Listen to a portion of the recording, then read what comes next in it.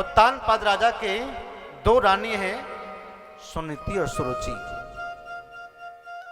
सुरुचि से उत्तम पैदा हुआ और सुनीति से ध्रुव पैदा हुआ। सुनीति कौन है और सुरुचि कौन है? सुनीति वो है जो सुंदर नीति पर चलती है, जो सहनशील है, जिसके सुंदर विचार हैं। और सुरुचि वो है जो संसार की भोग पदार्थों में रुचि रखती हो, वो सुरुचि है। अपनी स्वेच्छा से विचरण करना, जो स्वेच्छाचारणी है, जिसके अंदर ईर्ष्या द्वेष भरा है, वो सुरुचि है। एक बार उत्तानपाद राजा सुरुचि के पुत्र उत्तम को गोदी में बिठा करके बैठे थे, लेकर के बैठे हुए थे। उसी समय खेलते खेलता सुनीति का पुत्र ध्रुव भी आया। ध्रुव ने भी अपने पिता की गोद में बैठने की इच्छा की, लेकिन उसी समय वहां सुरुचि आ गई और सुरुचि ने कहा, ठहर जाओ, ए बालक, तुम इस पिता की गोदी में नहीं बैठ सकते। कि एकदा सुरुचि पुत्र का कमारोप्य लालयन उत्तमं नारो रुक्षतम ध्रुवम राजाभ्यनंदन। ठहरिए, तुम इस पिता की गोद में नहीं बैठ सकते। बालक ने, ध्रुव ने कहा, क्यों मां? बालक 5 साल का हुआ, मुझे मेरे पिता की गोदी में बैठना है, क्यों, क्या कारण है? नहीं बैठूं? बोले नहीं नहीं। बालक ध्रुव ने कहा, क्यों मां, मेरे पिता नहीं है? बोले आपकी पिता तो जरूर हैं, लेकिन मैं तुम्हारी मां नहीं हूं, क्योंकि आपका जन्म मेरे कुक्षा से नहीं हुआ। अगर मेरे गर्भ से तेरा जन्म होता तो ही तो इस पिता की गोदी में बैठने का अधिकार प्राप्त करता। जाओ यहां से, तुम इस गोदी में नहीं बैठ सकते। बालो वसी बतनात्मा मन्य स्त्री गर्भ संभृतम नून वेद भवान यस्य दुर्लभे अर्थे मनोरथा। अब इसका मतलब यह है कि सुरुचि ने अपना गर्भ भगवान से भी ऊंचा बता दिया। रोता रोता बालक ध्रुव अपनी मां सुनीति के पास आया और कहा, मां, मेरी मां सुरुचि ने मेरे से अनुचित शब्द कहे हैं, मुझे पिता की गोदी में नहीं बैठने दिया है, मैं बदला लूंगा। मेरा अपमान किया है, ये अच्छा नहीं किया, मैं बदला लेकर के रहूंगा। मां सुनीति ने कहा, बेटा, जीव को बदले की भावना नहीं रखनी चाहिए, क्योंकि अगर बदले की भावना हो जाए तो वो जीव भगवान का भक्त नहीं बन सकता। अगर करना ही है तो सबका मंगल करो। कि मां मंगलम तात परेषु मस्ता भुक्ति जनो यत्पर दुःखस्तत सत्यम सुरक्षा विहितम भवान में यद दुर्गुभाया उदुरिंग्रही। बेटा, तो उस पिता की गोदी में बैठने के लिए इतना लालायित है? ना ना, ऐसे पिता की गोदी में बैठने से क्या फायदा? जो आज है कल मर जाएगा। अगर तुझे पिता की गोदी में बैठना है तो जगत के पिता की गोदी में बैठ, जो जरा जन्म मृत्यु से परे है, उस पिता की गोदी में बैठ। तो मां कहां मिलेंगे वो पिता? कैसे मिलेंगे और क्या विधि है? मां ने कहा, बेटा, भगवान वन में मिलेंगे। तपस्या करने से जा, तो वहां जाकर के भगवान का तप कर। मेरा आशीर्वाद है, मधुवन में जा। मां ने अपने बेटे को विदा कर दिया और साथ में यह भी बताया कि बेटा, रास्ते में कोई संत मिल जाए, कोई गुरु मिल जाए तो उससे दीक्षा ले लेना और लेकर के तब तुम भगवान का भजन करना, तुझे पिता परमात्मा की गोदी मिल जाएगी।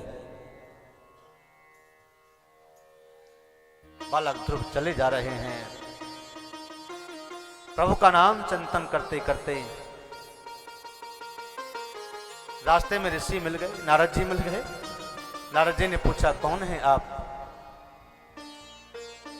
कि मेरा नाम ध्रुव है। कहां जा रहे हैं? भगवान को प्राप्त करने, पिता की गोदी में बैठना है। बोले, अच्छा, आपने देखा है अपने आप को कितने बड़े हो? बोले, हाँ देखा है कि आप जंगल में रहेंगे, वन में जाएंगे, वहां हिंसक पशु रहते हैं, तुम्हें मार के खा जाएंगे, तुम्हारा नाश्ता कर जाएंगे, तब क्या करोगे? ध्रुव ने कहा कि नहीं नहीं, मेरी माँ ने कहा है कि जंगल में रहो चाहे घर में रहो, सबकी रक्षा परमात्मा करते हैं, भगवान करते हैं, भगवान सर्वत्र हैं। इसलिए मेरा भगवान मेरी रक्षा वन में करेगा। बोले, अच्छा, आप तो मुझे केवल दीक्षा दे दीजिए। नारद जी ने दीक्षा दी, क्योंकि मेरी मां ने कहा था कि बिना दीक्षा के तुम्हें भगवान नहीं मिलेंगे, इसलिए गुरु तो जीवन में होना चाहिए। कि गुरु बिन भव निधि तरई न कोई। गुरु बिन भव निधि तरई न कोई। गुरु बिन भव निधि तरई न कोई। गुरु बिन भव निधि तरई न कोई।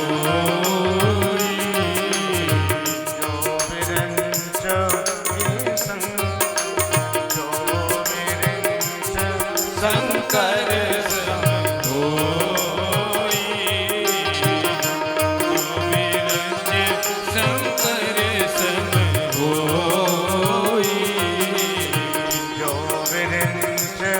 शंकर सम होई।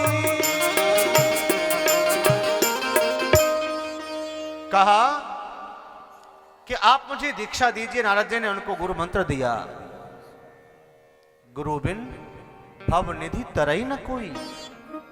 चाहे शंकर के समान वैष्णव क्यों ना हो, साम्राज्य वाला क्यों ना हो, शक्तिशाली क्यों ना हो, धनवान ही क्यों ना हो, गुरु तो जीवन में होना ही चाहिए। दीक्षा दी और पहुंच गई वन में। जाकर के वहां भगवान की भक्ति प्रारंभ कर दी। बोलो भक्तवत्सल भगवान की। ध्रुव जी वन में गए, उपवन में जाकर के तपस्या प्रारंभ कर दी। पहला महीना निकल गया, दूसरा निकला, तीसरा महीना प्रारंभ हुआ। तिरात्रांते प्राप्ते कपित्थ भद्रासना आत्मवृत्त्यानुसारेण मासं नित्ये अर्चयनं हरि। तीसरा महीना निकल गया। कपित्थ जामुन खा करके निकाला, फल खा करके निकाला। चौथा महीना प्रारंभ हुआ, पांचवा महीना प्रारंभ हुआ। पांचवें महीने में अपना आहार छोड़ दिया।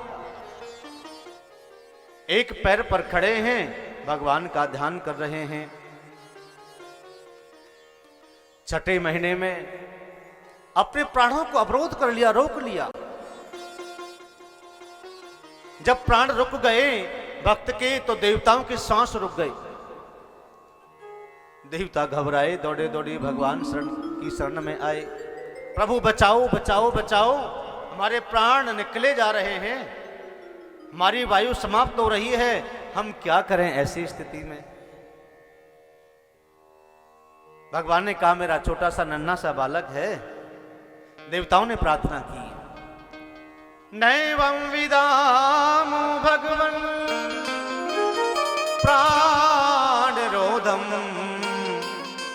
चराचरस्य अखिल सत्धाम्ना विदेहि तन्नो व्रजनादि मोक्षम प्राप्ता वयं त्वां शरणं शरण्यम। प्रभु बचाओ, प्रभु बचाओ। भगवान ने कहा देवताओं चिंता न करो, बस अभी मैं गया, मेरा नन्हा सा बालक मेरा दर्शन करने के लिए, मुझे प्राप्त करने के लिए तपस्या कर रहा है। भगवान गरुड़ पर सवार होकर के आए और आकर के सामने खड़े हो गए। नारायण बुलाओ। तो नारायण जैसे आए, भक्त की आंखें बंद थी, सामने खड़े थे नारायण। मूकं करोति वाचालं पंगुं लंघयते गिरिं यत्कृपातमहं वन्दे परमानंद माधवम। भगवान चाहें तो गूंगे को वाणी दे दें, भगवान चाहें तो अंधे को आंखें दे दें, भगवान चाहें तो लंगड़े को चलना सिखा दें, भगवान चाहें तो ज्ञान प्रदान कर दें। भगवान क्या नहीं कर सकते? भगवान सामने खड़े हैं, लेकिन भक्त की आंखें नहीं खुली, तो भगवान ने अपना शंख ध्रुव के कपोल से स्पर्श किया। ध्रुव के कपोल से शंख लगाया और बोलने की शक्ति आ गई। ज्ञान प्राप्त हुआ, आंखें खुली। जिस रूप का दर्शन कर रहे थे, अंदर समाधि में बैठे हुए आंखें बंद करके वही रूप सामने खड़ा है। बोले भक्ति वत्सल भगवान की।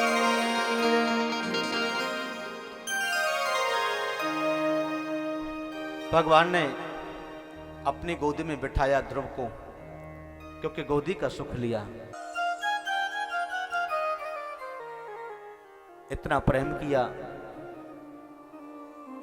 क्योंकि भगवान ही अपने भक्त को प्रेम करते हैं, संसार वाले नहीं। संसार वाले तो मजाक उड़ाते हैं।